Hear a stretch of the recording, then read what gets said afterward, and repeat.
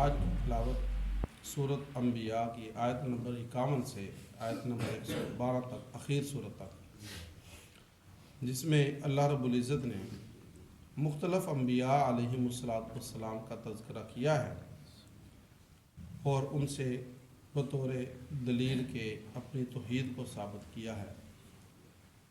سب سے پہلے حضرت ابراہیم علیہ السلام کا تذکرہ کیا، فرمایا ہم نے ابراہیم کو ہدایت عطا فرمائی، حق اور سچ کے، حق اور باطل کے درمیان فرق کرنے کا ملکہ عطا کیا۔ تو وہ اپنی قوم کے پاس آئے، آ کر کہنے لگے کہ یہ کیا مورتیاں ہیں جن کے اوپر تم اعتکاف کیے بیٹھے ہو؟ کہنے لگے ہم نے اپنے باپ دادا کو دیکھا، وہ اسی طرح کیا کرتے تھے۔ حضرت ابراہیم علیہ السلام نے کہا کہ تم بھی اور تمہارے باپ دادا بھی کھلی گمراہی میں تھے۔ وہ کہنے لگے کہ اے ابراہیم، کیا تو ہمارے ساتھ مذاق کر رہا ہے یا کوئی سنجیدہ بات لے کر آیا ہے؟ انہوں نے کہا بلکہ تمہارا بھی رب اور آسمان و زمین کا بھی رب وہ ہے جس نے ان کو پیدا کیا ہے، اور میں اس بات پر گواہ ہوں۔ کہنے لگے کہ حضرت ابراہیم علیہ السلام نے فرمایا کہ میں اللہ کی قسم اٹھاتا ہوں کہ میں ان بتوں کی ضرور ایسی درگت بناؤں گا کہ جس وقت تم یہاں موجود نہیں ہوگے۔ انہوں نے اس بات کو سنجیدہ نہ لیا۔ وہ ایک دن پوری قوم جو ہے وہ میلے کے اندر گئی، ابراہیم علیہ السلام ان کے بت خانے میں داخل ہو گئے۔ فجعلہم جزازا، ان کو ٹکڑے ٹکڑے کر دیا، الا کبیر اللہ، مگر جو ان کا بڑا بت تھا اس کو چھوڑ دیا۔ کہتے ہیں کہ کلہاڑی اس کے کندھے پہ رکھ دی بہرحال۔ تو جس وقت وہ لوگ آئے اور انہوں نے آ کر دیکھا کہ ان کے معبودوں کا حشر نشر ہوا پڑا ہے، تو وہ کہنے لگے کہ یہ کون ہو سکتا ہے؟ پھر کہنے لگے کہ ہاں ایک نوجوان ہے جس کا نام ابراہیم ہے، وہ اکثر ان کا تذکرہ جو ہے وہ انہی الفاظ میں کرتا رہتا ہے، یہ ہو نہ ہو اسی کا کام ہے۔ کہنے لگے اچھا اس کو بلاؤ لوگوں کے سامنے۔ جس وقت بلایا گیا، کہنے لگے کیا ابراہیم، کیا یہ تو نے ہمارے بتوں کے ساتھ ایسا کیا؟ ابراہیم علیہ السلام نے کہا وہ تو کیا جس نے کیا، ان کا بڑا یہ ہے، اس سے پوچھ لو جس کے کندھے پہ کلہاڑا پڑا۔ تو وہ کہنے لگے ابراہیم تو جانتا ہے کہ یہ بول نہیں سکتے۔ ابراہیم علیہ السلام اسی بات کے انتظار میں تھے۔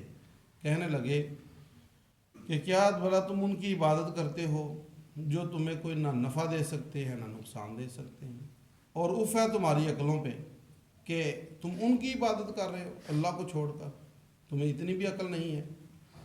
تو وہ بچائے بات کو سمجھنے کے کہنے لگے کہ اس کو پکڑو اور اس کو جلا دو اور اپنے معبودوں کی مدد کرو۔ آج تک ان کے معبود ان کی مدد کرتے تھے اور آج یہ کہہ رہے ہیں کہ اپنے معبودوں کی مدد کرو۔ خیر، انہوں نے حضرت ابراہیم علیہ السلام کو چیخا کے اندر ڈالنے کا انتظام کیا۔ اللہ رب العزت نے فرمایا کہ ہم نے کہا قلنا یا نار کونی بردا وسلاما علی ابراہیم، ہم نے کہا ہے آگ ٹھنڈی ہو جا اور سلامتی والی ہو جا ابراہیم کے لیے۔ حضرت ابراہیم علیہ السلام کو اللہ رب العزت نے اور ان کے بھتیجے حضرت لوط علیہ السلام کو وہاں سے اس بستی سے نجات دی۔ فرمایا کہ لوط کا تذکرہ کیجئے کہ جس کو ہم نے علم و حکمت عطا کیا تھا، اور ان کو ایسی بستی سے جس بستی والے اچھے کام نہیں کرتے تھے، برے کام کرتے تھے، ان سے ہم نے لوط کو نجات دی۔ پھر حضرت نوح علیہ السلام کا تذکرہ، فرمایا کہ نوح علیہ السلام نے جب ہمیں پکارا تو ہم نے ان کو اور ان کے اہل خانہ کو بڑے عظیم، بہت بڑے کرب سے اور پریشانی سے بچایا، اور اس قوم کو جنہوں نے ان کو جو ہماری آیات کو جھٹلایا ان کو ہم نے غرق کر دیا۔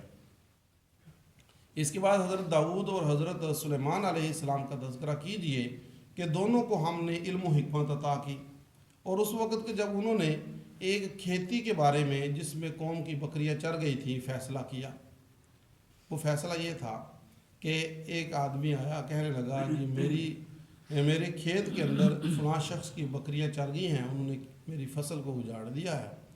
تو حضرت داؤد علیہ السلام نے یہ فیصلہ کیا کہ ایسا کرو کہ اب اس کی بھیڑ بکریاں تم لے لو اور اس کی تمہاری کھیتی وہ لے لے۔ تو حضرت سلیمان علیہ السلام کے پاس جب آئے تو انہوں نے کہا کہ یہ فیصلہ جو ہے نظر ثانی کی گنجائش رکھتا ہے، ہونا یہ چاہیے کہ اس کی بکریاں تمہارے حوالے اور اس